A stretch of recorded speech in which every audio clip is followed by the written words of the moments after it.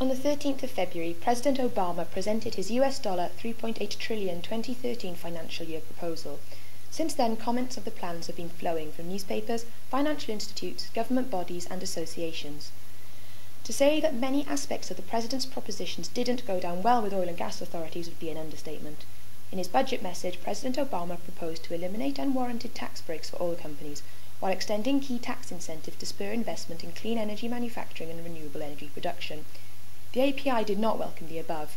In a press briefing held by Jack Gerard shortly after Obama's budget announcement, the Institute's thoughts were made abundantly clear. Gerard said that increasing taxes would push oil and natural gas investment overseas and diminish job creation and economic activity. Gerard also labelled the increases in taxes as punitive and unfair. The AFPM also stepped forward to criticise Obama's budget plans. On the 13th of February, AFPM President Charles Drevner categorised the budget as disappointing as it proposes to bar companies that produce oil and natural gas and that manufacture fuels from petrochemicals from taking some business tax deductions as other industries. In another later statement, Drevner further condemned the plans, declaring that Obama is once again seeking discriminatory energy tax increases that will hurt American consumers and endanger manufacturing jobs for American workers. Obama's announcements were also discussed at the AFPM annual meeting. Drevner said, "We ask for no preferential treatment, but we should not be subject to discriminatory treatment. That's all we ask." The US oil and gas industry already contributes more than $86 million to the US Treasury every day and supports 9.2 million jobs throughout the US. These are very high figures that should not be sniffed at.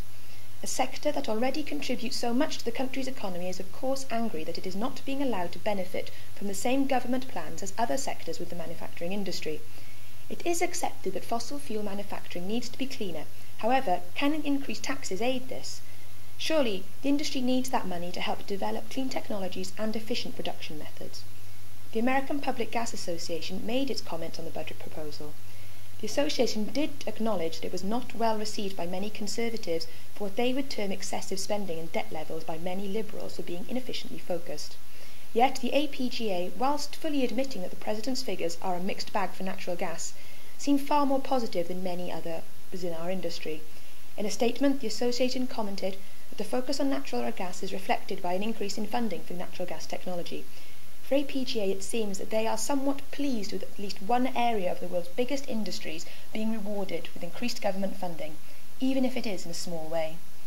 For full press releases and comments from the API, AFPM and other American associations on the US proposals, please visit our website www.energyglobal.com.